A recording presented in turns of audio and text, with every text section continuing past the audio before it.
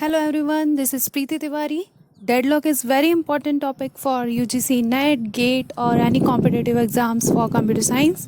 In this video, we will discuss what are the necessary conditions for deadlock. Now let's start the video.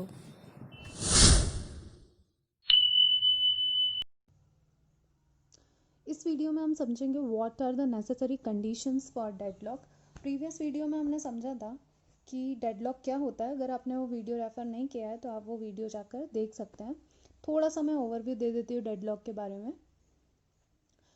जब processes infinite waiting state में चली जाती है, means कि processes जो हैं वो अपना एग्जीक्यूशन कंप्लीट नहीं कर पाती और वो ब्लॉक्ड हो जाती हैं, तो हम बोलेंगे कि वहाँ डेडलॉक है. क्यों ब्लॉक हो जाती है? क्योंकि वो कुछ ना कुछ ऐसे रिसोर्सेज की डिमांड कर रही होती है जो अवेलेबल नहीं होते.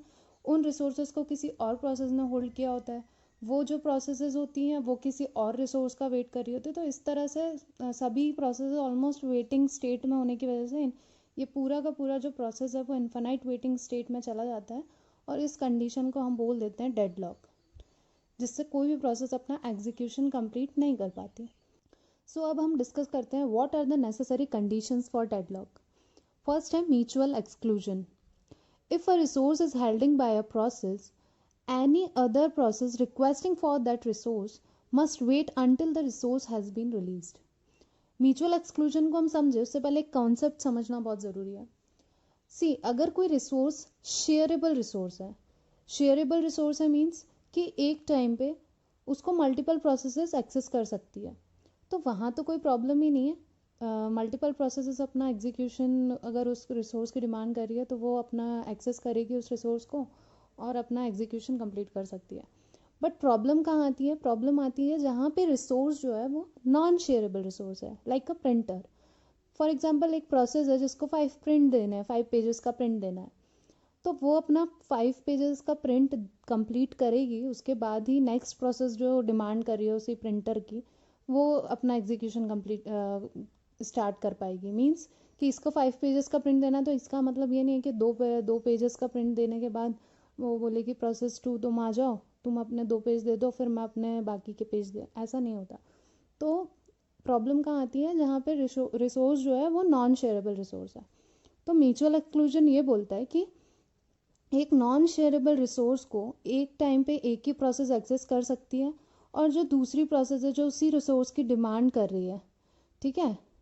जैसे यहाँ पे P1 प्रोसेस है जो R1 को यूज़ कर रही है, R1 यहाँ पे एक नॉन शेयरेबल रिसोर्स है, तो P2 उसके लिए रिक्वेस्ट कर देगी, लेकिन एक टाइम पे एक ही प्रोसेस उस रिसोर्स को एक्सेस कर सकती है.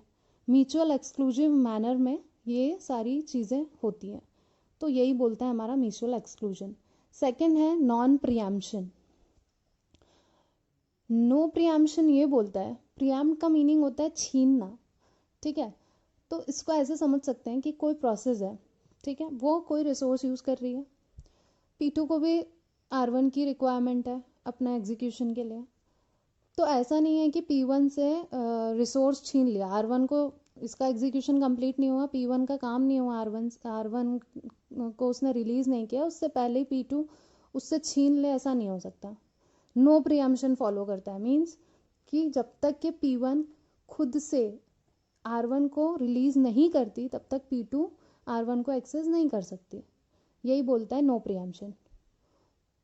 Once a process is holding a resource, then that resource cannot be taken away from that process until the process voluntarily releasing it. Okay, so next point में आते हैं. नेक्स्ट पॉइंट है हमारा hold and wait.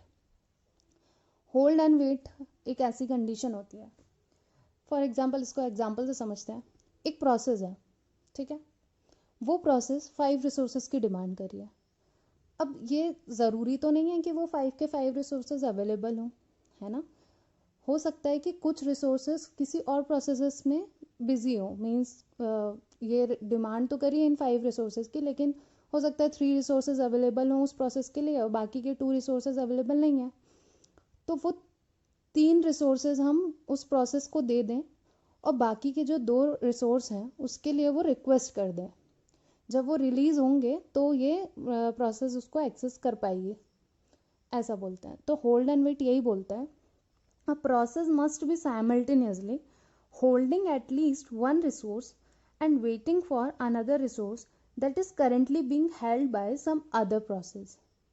Okay, means यहाँ पे P1 है, P1 ने hold किया हुआ है R1 को वो यूज़ कर रही है, असाइन R1 P1 को.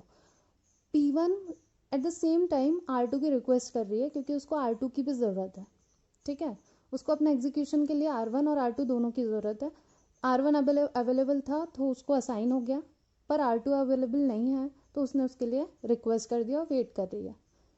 ठीक है, तो ये होल्ड एंड वेट यही बोलता है कि एक प्रोसेस एटलीस्ट वन रिसोर्स को होल्ड कर सकती है और एट द सेम टाइम किसी और रिसोर्स के लिए वो वेट कर सकती है. तो that is hold and wait. Fourth आता है हमारा most important is circular wait. Circular wait ये बोलता है, इसमें इस तरह से वेटिंग प्रोसेस इस तरह से वेट करती है कि एक चेन क्रिएट हो जाता है, एक साइकिल क्रिएट हो जाता है. ठीक है, a set of processes are waiting for each other in circular form. Means यहाँ पे आप देख सकते हैं P1 है, P1 R1 को यूज़ कर रही है और उसको डिमांड किसकी है, किसकी ज़रूरत है, R2 की. तो उसने रिक्वेस्ट कर दिया, पर R2 किसके पास है, R2 है P2 के पास. P2 R2 को यूज़ कर रही है और P2 को रिक्वायरमेंट किसकी है, R1 की. तो उसने R1 के लिए रिक्वेस्ट कर दिया. तो ये इस पर डिपेंड कर, मतलब इसकी डिमांड कर रही है जो इसके पास है, ये इसकी डिमांड कर रहा है जो इसके पास है. तो यहाँ एक साइकिल क्रिएट हो गई, देख सकते हैं. तो यही बोलता है सर्कुलर वेट. अच्छा, अब इसको हम चारों पॉइंट को एक अनदर एग्जाम्पल से समझते हैं. एक चीज़ बहुत ज़्यादा ज़रूरी है यहाँ पे समझना कि जब ये 4 कंडीशंस जहाँ ट्रू होती है वहीं डेडलॉक होता है. ठीक है, ऐसा नहीं है कि एक कंडीशन या 2 कंडीशन 3 कंडीशन ट्रू हो गई और वहाँ डेडलॉक हो, ऐसा नेसेसरी नहीं है, ऐसा है ही नहीं. ज़रूरी तब है जब ये चारों के चारों कंडीशन ट्रू होगी तभी वहाँ डेडलॉक होगा. इसको अब हम एक अनदर एग्जाम्पल से समझते हैं. इसमें फर्स्ट पॉइंट देखते हैं हम, म्यूचुअल एक्सक्लूजन हो रहा है या नहीं हो रहा है. ठीक है, तो म्यूचुअल एक्सक्लूजन क्या बोलता है कि एक रिसोर्स है उसको एक टाइम पे एक ही प्रोसेस यूज़ कर सकती है और उस रिसोर्स की यदि कोई और प्रोसेस डिमांड कर रही है तो उसको तब तक वेट करना पड़ेगा जब तक कि वो रिसोर्स फ्री नहीं हो जाता. ठीक है, अब यहाँ पे R2 रिसोर्स है, R2 रिसोर्स को P2 प्रोसेस यूज़ कर रही है. R2 रिसोर्स की डिमांड कौन कर रहा है, P1 कर रहा है. तो जब तक कि P2 इसको रिलीज़ नहीं कर देता तब तक P1 को ये असाइन नहीं होगा रिसोर्स R2. तो ये म्यूचुअल एक्सक्लूजन तो यहाँ हो रहा है.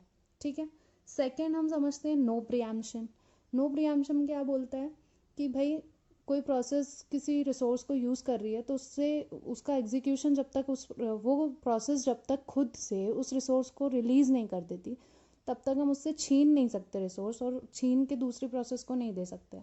तो यहाँ पे वो चीज़ भी हो रही है कि जैसे P3 R3 को यूज़ कर रहा है, तो जब तक R3 को ये रिलीज़ नहीं करेगा, ठीक है, तब तक हम R3 को P2 को नहीं दे सकते. तो यहाँ पे नो प्रीएम्पशन भी हो रहा है. क्या यहाँ होल्ड एंड वेट हो रहा है, होल्ड एंड वेट हो रहा है. देखिए P1 जो है, P1 प्रोसेस रिक्वेस्ट कर रही है R2 के लिए और उसको असाइन है R1. तो एट द सेम टाइम इस P1 प्रोसेस को अपने एग्जीक्यूशन के लिए 2 रिसोर्सेज की ज़रूरत है, R1 और R2 की. R1 अवेलेबल था जो उसको असाइन हो गया, उसको अलॉट हो गया, लेकिन R2 जो है वो बिज़ी है. किस में बिज़ी है, P2 उसको यूज़ कर रही है. तो उसने P1 ने क्या किया, R2 के लिए रिक्वेस्ट कर दिया. तो एट द सेम टाइम वो होल्ड करा हुआ है एक रिसोर्स को और एक के लिए वो वेट कर रहा है. तो होल्ड एंड वेट की कंडीशन भी ट्रू हो रही है. अच्छा, इसको अब फोर्थ पॉइंट हम समझे उससे पहले आप इस एज को जो है वो नेगलेक्ट करते हैं. ठीक है, इस एज को नेगलेक्ट करके देखते हैं कि अगर सर्कुलर वेट नहीं होता है तो क्या यहाँ डेडलॉक हो रहा है. तो तीनों कंडीशन तो यहाँ ट्रू हो रही है. अगर ये एज को हम नेगलेक्ट भी कर दें तो भी तीनों कंडीशन ट्रू हो रही है. पर सर्कुलर वेट अगर नहीं होता है तो क्या डेडलॉक हो रहा है क्या, ये चीज़ हम डिस्कस करते हैं. अच्छा, अगर ये एज नहीं है तो मान लीजिए P3 किसी के लिए रिक्वेस्ट नहीं कर रहा है ना, किसी के लिए भी वेट नहीं कर रहा. उसके पास उसको एक ही रिसोर्स की डिमांड थी R3 की. R3 उसको अलॉट है, अलोकेट हो चुका है.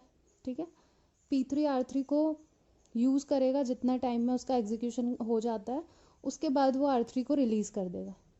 R3 रिलीज़ हो गया, R3 को अब कौन यूज़ कर रहा है, P2 जो है R3 के लिए वेट कर रहा था। अब R3 फ्री हो गया है तो R3 किसको अलोकेट हो जाएगा, P2 को। अब इसका एग्जीक्यूशन भी कंप्लीट हो जाएगा क्योंकि उसको अलोकेट हो गया।